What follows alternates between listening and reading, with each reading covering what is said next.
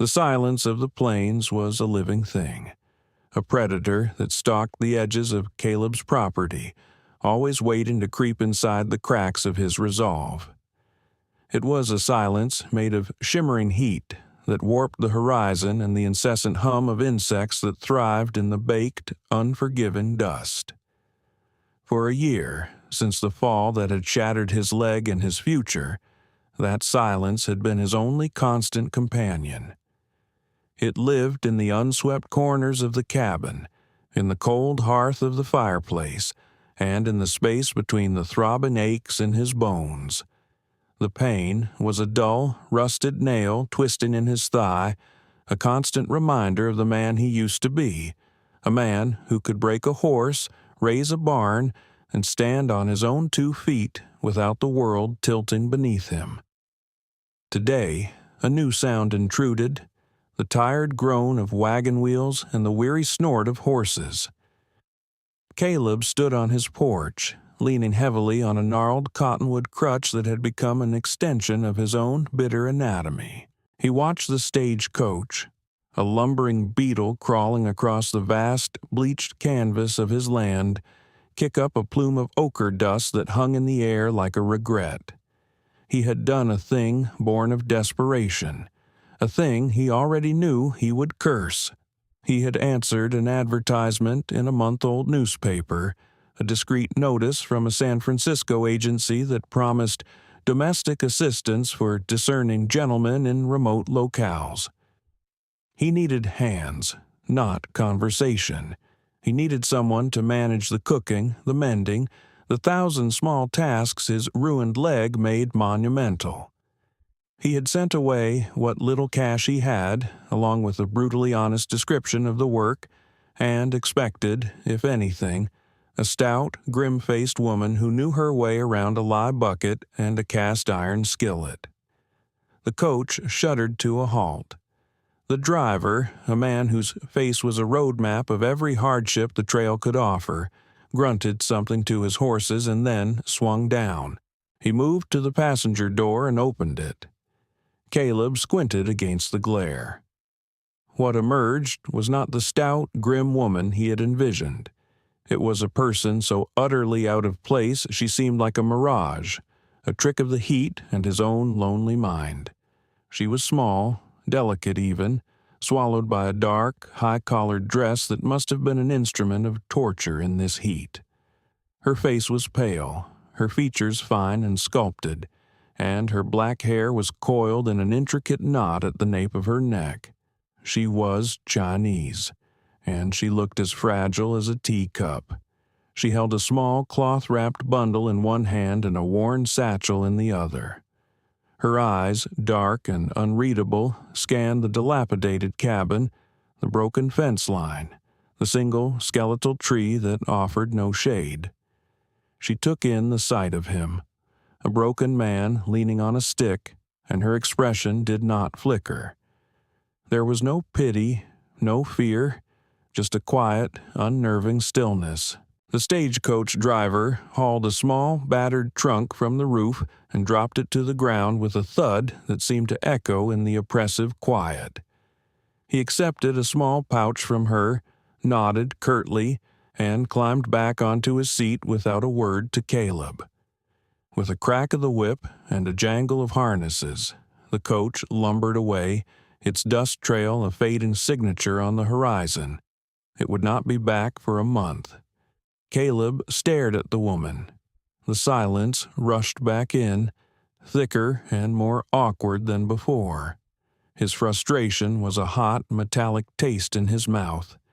This was a mistake, a catastrophic, expensive mistake. This woman would be broken by this land in a week. She would be another mouth to feed, another liability in a life already overflowing with them. He had needed a workhorse, and the world, in its infinite capacity for cruel jokes, had sent him a sparrow. He pushed himself off the porch post, the end of his crutch grinding into the warped wood. "There's been a mistake," he said. His voice was rough from disuse, like stones scraping together. The woman looked at him, her gaze direct. She held up a piece of paper, a contract of some kind. Her English was precise, accented but clear, each word carefully chosen. "You are Mr. Caleb Blackwood?" "I am," he bit out. "And you're not what I sent for." The advertisement was for a housekeeper. "I am a housekeeper," she stated, not as a defense but as a simple fact. "My name is Mei Ling." "You won't last a day," he said, the words harsher than he intended. It was the pain talking, the exhaustion, the deep, abiding anger at his own helplessness. He gestured vaguely at the unforgiving landscape around them.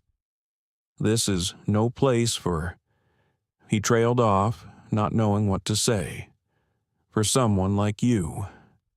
The words hung unspoken between them. He wanted her gone. He wanted to reverse the moment, to snatch his letter and his money back from the mail, to return to his predictable, solitary misery. But the stagecoach was gone. The dust had settled, and she was still there, a small, unmoving figure in the vast, indifferent emptiness. Mei Ling did not flinch from his crude assessment. Her spine remained straight, a thin reed of steel.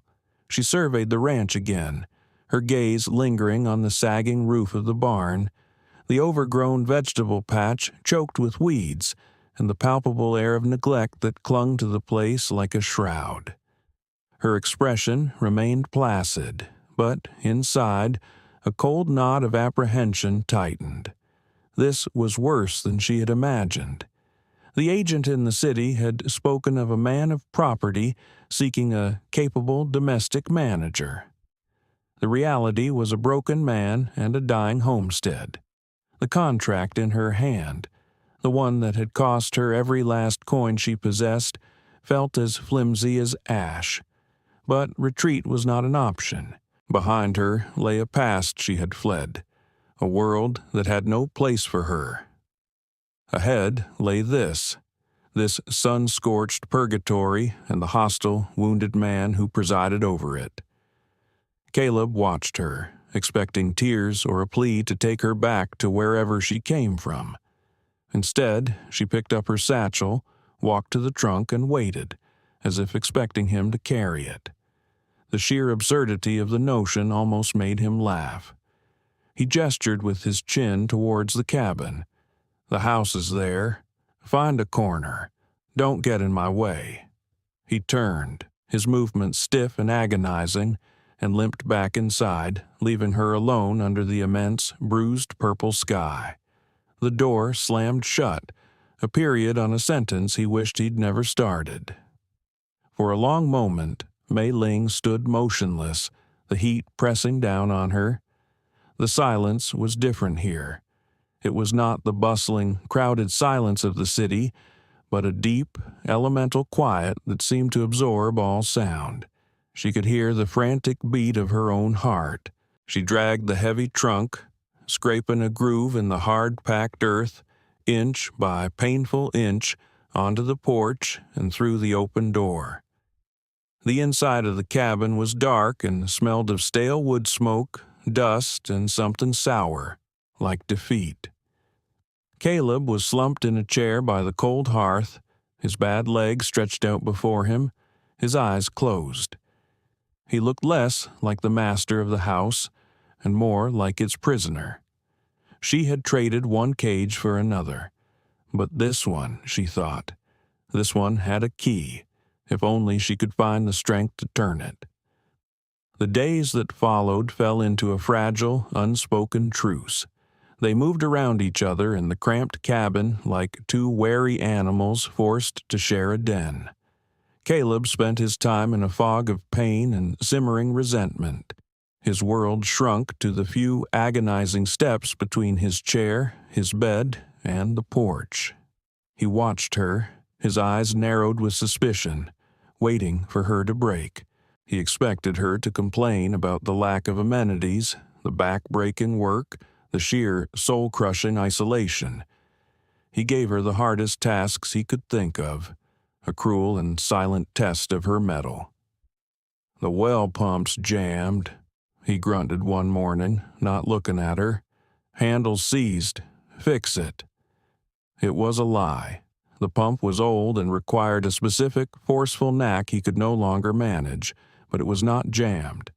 He wanted to see her fail, to watch her delicate hands struggle against the rust and iron, to prove to himself that his initial judgment had been correct. He wanted a reason to justify his anger. Mei Ling simply nodded. She took a small tin of lard from the pantry and a rag and went out into the blistering morning sun. Caleb watched from the doorway, leaning on his crutch, a grim satisfaction coiling in his gut. He saw her study the pump, her head tilted. She did not try to force the handle. Instead, she moved around it, her fingers tracing the connections, probing the joints. She worked the lard into the mechanism with a slow, patient deliberation. She spent nearly an hour, not with brute force, but with a focused, methodical precision. Then, she placed both hands on the handle, braced her feet, and pushed down with a smooth, fluid motion. A shudder ran through the iron, followed by a rusty groan, and then the blessed, rhythmic squeak of a working pump. A moment later, a trickle of clear, cool water spilled into the bucket. Caleb stared, his mouth a hard line. He felt a flicker of something he refused to name. It was not respect, not yet, but the certainty of his own assumptions had been shaken. He had expected failure and had been met with quiet competence. He turned and limped back to his chair without a word, the sound of the squeaking pump, a small, insistent mockery of his prejudice. Her next test was the ledgers. His father had kept meticulous records, but since his own accident, Caleb's bookkeeping had devolved into a chaotic pile of receipts, bills of sale, and threatening letters from the bank, all stuffed into a wooden box. The numbers swam before his eyes, a language he had never properly learned. He shoved the box towards her one evening. "Sort this," he commanded, "if you can." The implication was clear. For 3 days, Mei Ling sat at the small kitchen table, the contents of the box spread out before her. The sun rose and set, painting the cabin walls in shades of orange and gray, and still she worked. She did not just sort the papers, she analyzed them. With a piece of charcoal in the back of an old bill, she made columns, her small, neat script a stark contrast to the chaotic scrawls on the documents. She worked with an intensity that fascinated and unnerved Caleb. He had assumed she, like him, would be lost in the wilderness of numbers. On the third night, she finally looked up. Her eyes were tired but held a sharp, intelligent light.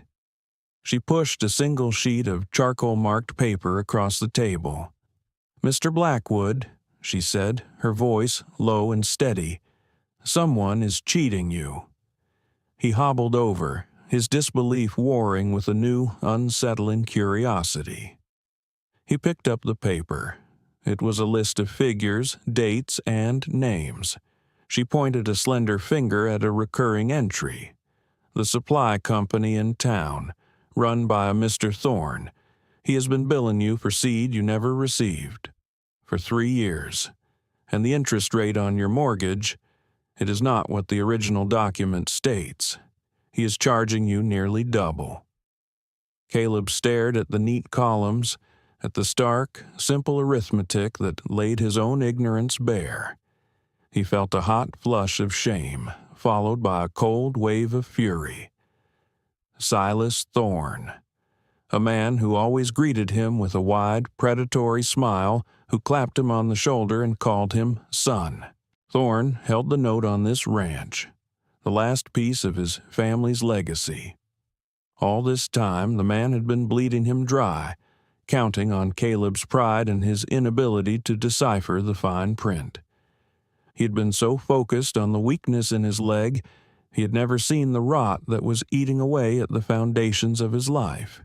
He looked at Mei Ling, truly looked at her for the first time, he saw not a fragile sparrow, but a woman with a mind as sharp as a blade.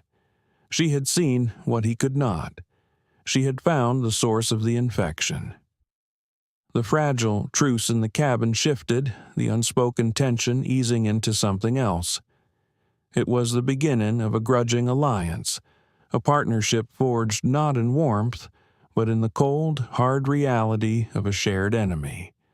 He was still a broken man, and she was still an outsider, but they were no longer just two solitary figures rattling around in a dusty cabin. They were two people standing against a coming storm. The storm arrived a week later in the form of Silas Thorne himself. He rode up to the ranch on a fine black horse that was as sleek and well-fed as its owner. Thorne was a large man, his bulk squeezed into a waistcoat that strained at the buttons, his face florid and perpetually damp with sweat. He dismounted with the proprietary air of a man surveying something he already owned, his gaze sweeping over the property with open contempt. Caleb met him on the porch, his hand tight on his crutch. He could feel Mei Ling's presence behind him, a quiet shadow in the doorway of the cabin. Her stillness was a counterpoint to the storm of rage building in his own chest. He knew what was coming. The meticulously organized papers on the kitchen table had been a map of his own ruin, and Thorne was the final destination. "Blackwood," Thorne boomed, his voice a greasy imitation of fellowship. He stopped at the bottom of the porch steps, his smile not reaching his small, calculating eyes. "Just making my rounds. Wanted to see how you were faring." His eyes flickered past Caleb to the figure in the doorway. A smirk twisted his lips. Well, found yourself some company, have you? Didn't take you for the type." The dismissive, leering tone sent a fresh spike of anger through Caleb. "She's my housekeeper," he said, the words flat and cold. Thorne chuckled, a low, unpleasant sound. "Whatever you say. Look, I'll get to the point. The bank's getting impatient. So am I. Your note is past due, way past due." He pulled a folded document from his coat pocket. "According to my figures, you're 3 payments behind, and with the accrued interest—" He let the sentence hang in the air, a deliberate, cruel pause. "Your figures are wrong," Caleb stated. The words felt good, solid.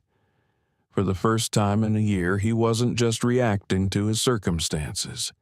He was pushing back. Thorne's smile vanished. "What did you say?" "I said," Caleb repeated, his voice gaining strength, "your figures are wrong." From the doorway, Mei Ling stepped forward, holding the ledger she had created. She did not look at Thorne. She looked at Caleb, a silent offering of support. Thorne's gaze fixed on her, his eyes narrowing with a mixture of surprise and racist disdain. "You letting this little China doll do your sums for you, Blackwood? Can she even read English?" Before Caleb could react, Mei Ling spoke. Her voice was quiet but carried in the still air with absolute clarity.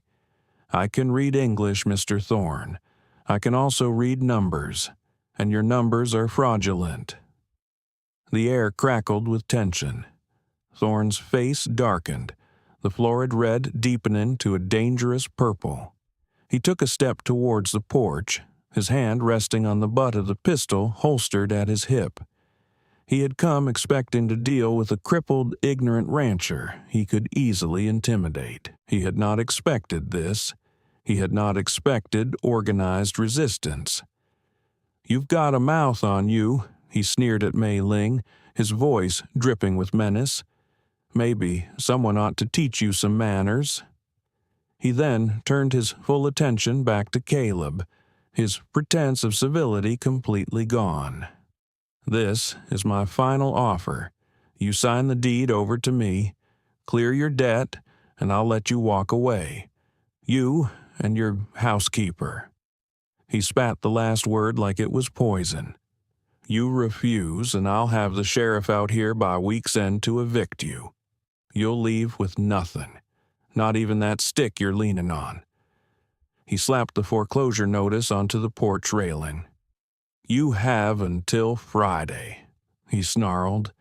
Then he turned, swung himself back onto his horse, and galloped away, leaving a cloud of dust and the heavy weight of his ultimatum hanging in the air.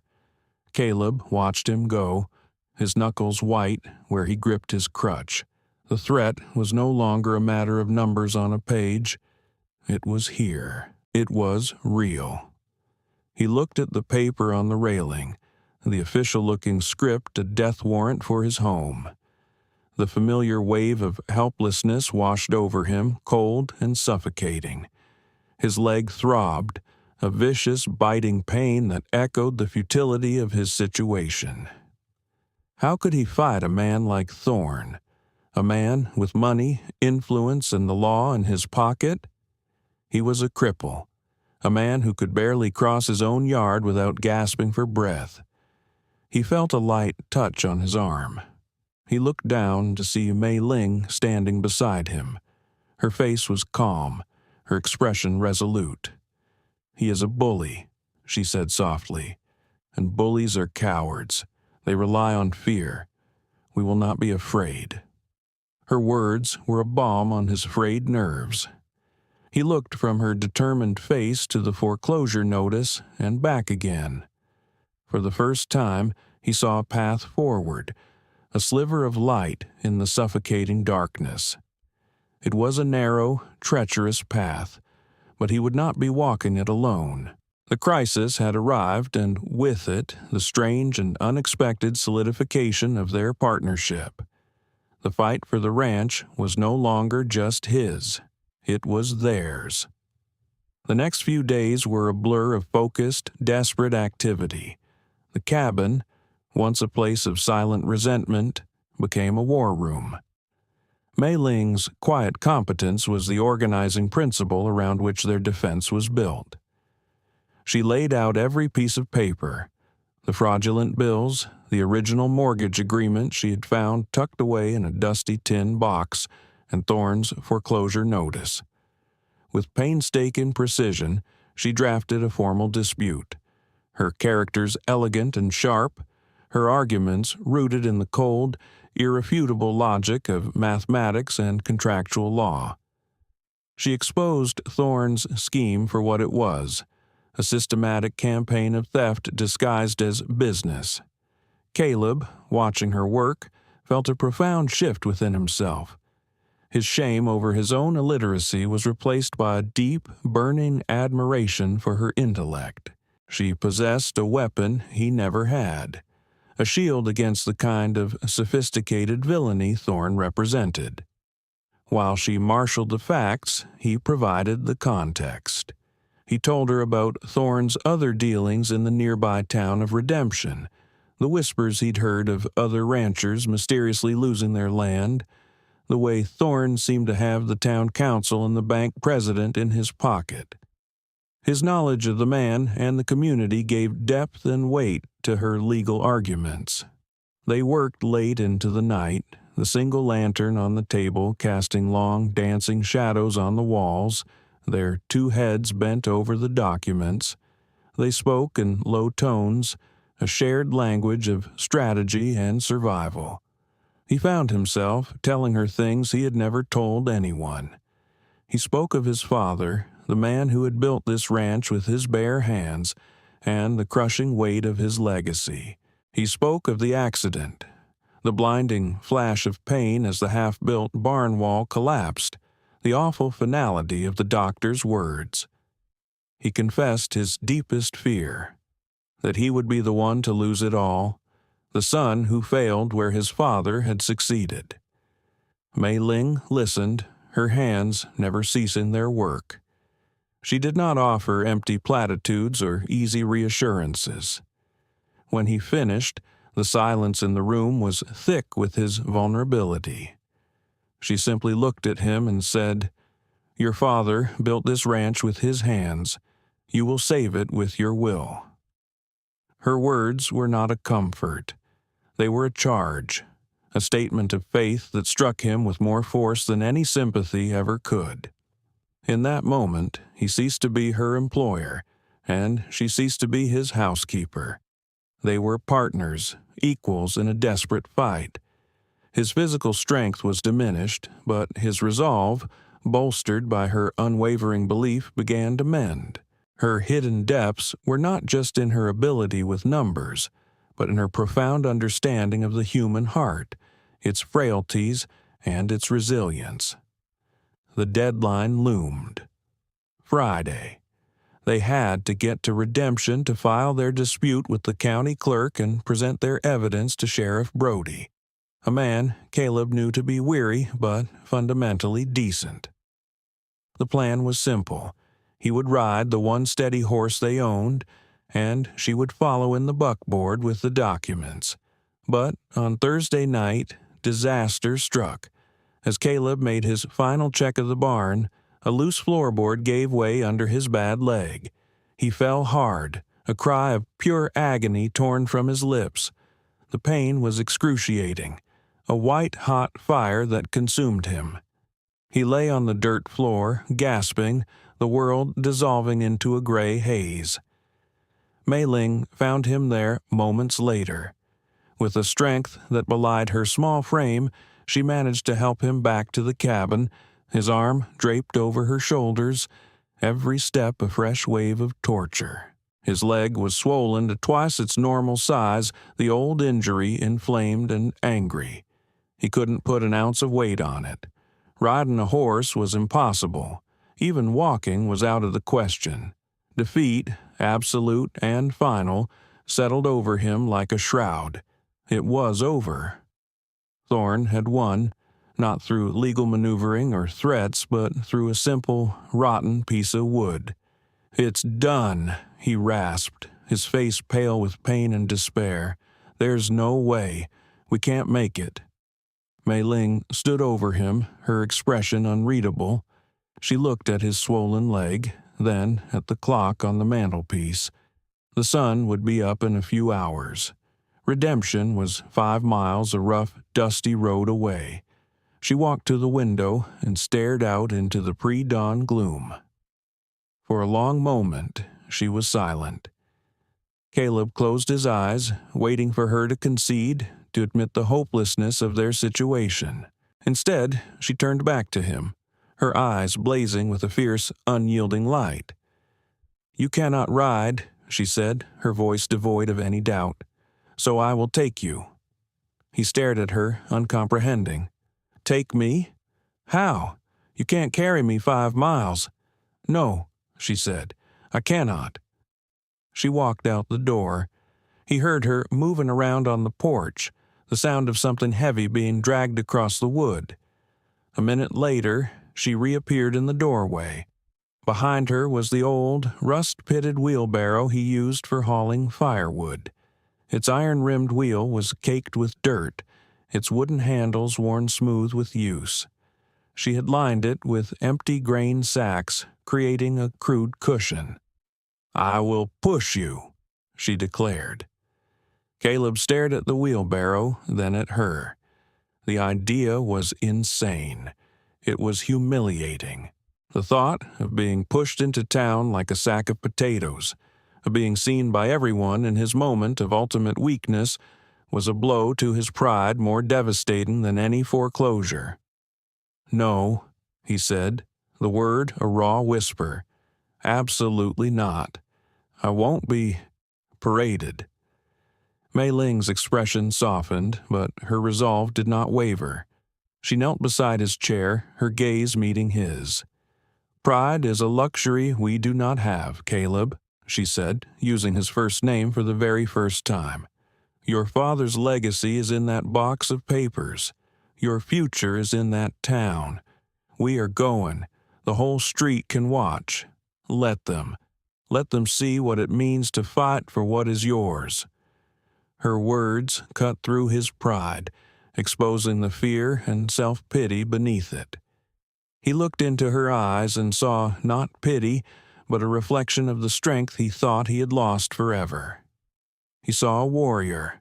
Slowly, painfully, he nodded. The journey to redemption was an odyssey of dust and determination. With Caleb settled precariously in the wheelbarrow, his bad leg propped up on the sacks, Mei Ling gripped the handles and began to push. The morning sun was a merciless hammer, beaten down on them. The iron wheel groaned and protested, catching on every rock and rut in the road. Every jolt sent a fresh spear of pain through Caleb's leg, but he bit down on the agony, his focus entirely on the small, resolute woman in front of him. Her jaw was set, her eyes fixed on the horizon. Sweat soaked through her dark dress, plastering it to her back. Her breath came in ragged gasps, but her pace never faltered. He watched the muscles in her arms and back strain with the effort. He saw the raw red blisters forming on her hands. This was a strength he had never imagined, a resilience forged in a fire he could not comprehend. He felt a wave of fierce, protective instinct, so powerful it almost choked him. He was humbled. He was awed. As they neared the town, the first houses appearing through the heat haze, people began to notice. A child pointed. A woman on her porch stopped sweeping and stared, her mouth agape. Soon, windows were opening, and people were stepping out of their shops. A murmur followed them as Mei Ling pushed the wheelbarrow down the center of the main street. The whole street watched. They saw the crippled rancher, Caleb Blackwood, a man known for his pride and solitude, being pushed in a common wheelbarrow by his Chinese housekeeper. Some faces showed pity, others scorn, but most were simply stunned into silence by the sheer, raw spectacle of it. Caleb met their gazes without flinching. Let them look. Let them see. Mei Ling was right. This was not a parade of shame. It was a march of defiance. He had never felt less weak in his entire life. They reached the sheriff's office just as Silas Thorne was emerging, a smug, triumphant look on his face. He saw them, and his expression curdled into disbelief, then rage. "What in God's name is this?" he bellowed, his voice drawing even more attention. "We've come to see the sheriff," Caleb said, his voice steady and clear. "We have a legal matter to discuss." Mei Ling brought the wheelbarrow to a halt, her breathing heavy, but her posture erect. She held the box of documents clutched to her chest like a shield. Sheriff Brody, a tall, tired-looking man with a drooping mustache, came to the doorway, drawn by the commotion. He took in the scene, Thorne, red-faced and furious. Caleb, pale but resolute in his makeshift chariot, and the small Chinese woman, dusty and exhausted but radiating an unbreakable dignity. "Thorne," the sheriff said, his voice a low drawl. "Blackwood, ma'am, perhaps you'd all better come inside." Inside the cool, dim office, the air was thick with impending confrontation. Thorne began to bluster immediately, waving his foreclosure notice. "Sheriff, this is nonsense. Blackwood is delinquent. I'm here to file for his eviction, as is my right. This man is a debtor, and he's brought this woman to spin some kind of fantasy." Sheriff Brody looked at Caleb. "Caleb, what's your side of it?" Caleb looked at Mei Ling and nodded. She stepped forward and placed the box on the sheriff's desk. With calm, deliberate movements, she opened it and laid out her evidence. She did not raise her voice. She did not use inflammatory language.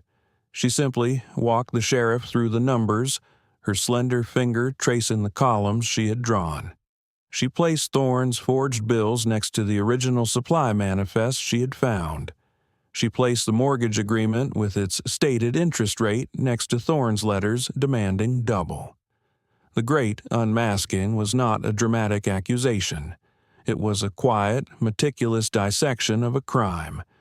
Her voice was the only sound in the room, a steady, clear current of truth in a sea of lies. Thorne's face went from purple to a pasty, sickly white. His blustering ceased, replaced by a desperate, sputtering denial. Lies. All of it. Forgeries. You can't trust her word, Sheriff. She's... He lunged, not for the papers but for Mei Ling, his face contorted in a mask of pure, violent rage. He was going to silence the source of his ruin. But Caleb was ready. In a single, explosive movement, he launched himself out of the wheelbarrow. The agony in his leg was blinding, but his focus was absolute. He crashed into Thorne, his good shoulder driving into the bigger man's chest, sending them both sprawling to the floor. The impact was brutal. A collision of desperation and fury. Sheriff Brody had his pistol out in an instant.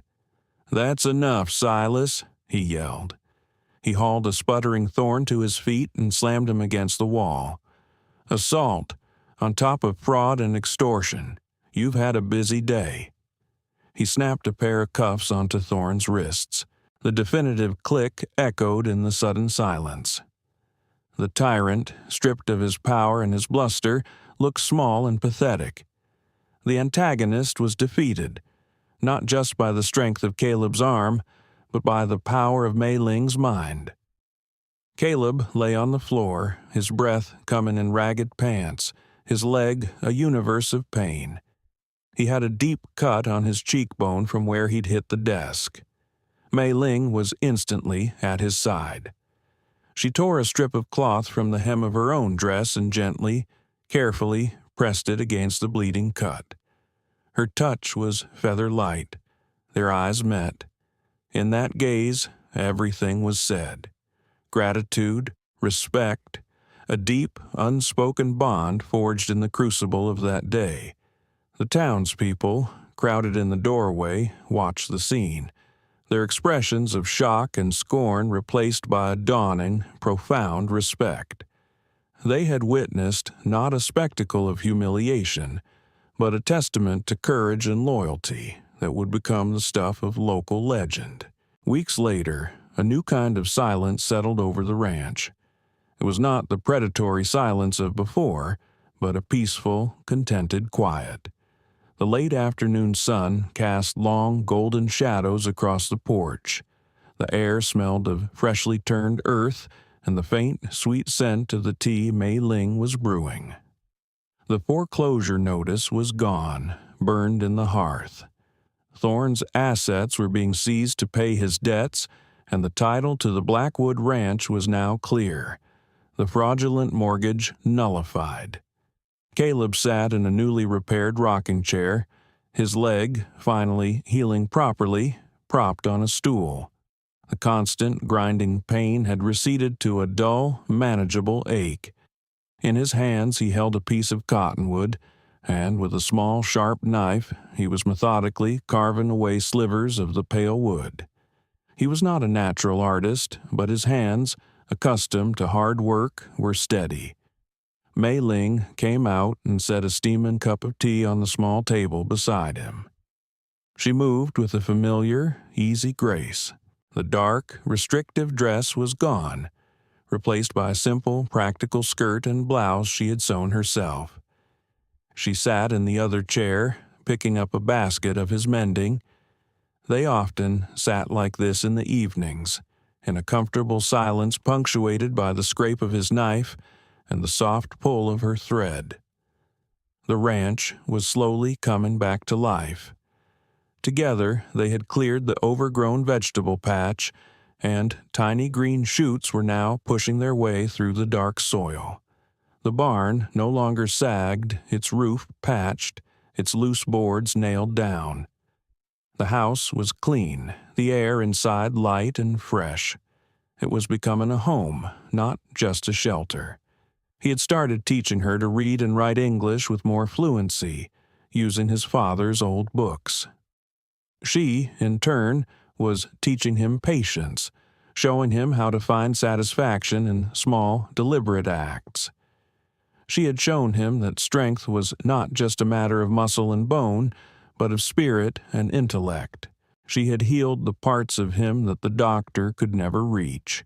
He finished his carving. He had been working on it for days. He rubbed his thumb over the smooth wood, then held it out to her. It was a small, crudely carved sparrow, its wings half spread as if about to take flight. It was clumsy and imperfect, but it was recognizable. It was a tribute to the woman he had once so wrongly judged. She put down her sewing and took the bird from his calloused hand, her slender fingers cradling it gently. She looked at it, then up at him, a question in her dark, intelligent eyes. Caleb cleared his throat, the words feeling unfamiliar and heavy in his mouth. He looked out at the vast expanse of land that was now truly theirs, at the horizon painted in soft strokes of pink and gold. "The contract you came with," he began, his voice low and steady. "It was for a year of service. That year is not yet over, but the terms, they are no longer suitable." A flicker of uncertainty crossed her face. He met her gaze, his own eyes earnest and clear. "This is your home now, Mei Ling," he said, the words a simple statement of fact, a vow, "if you will have it." It was not a proposal of grand romance, but something deeper, more solid. It was an offering of partnership, of a shared future built on a foundation of mutual respect and hard-won trust. It was a commitment as real and enduring as the land itself. A slow, beautiful smile spread across Mei Ling's face, lighting up her features like the dawn. She closed her hand around the small wooden sparrow, holding it tight. She did not need to speak. Her answer was in her eyes. She simply nodded. The silence that settled between them now was not empty. It was full.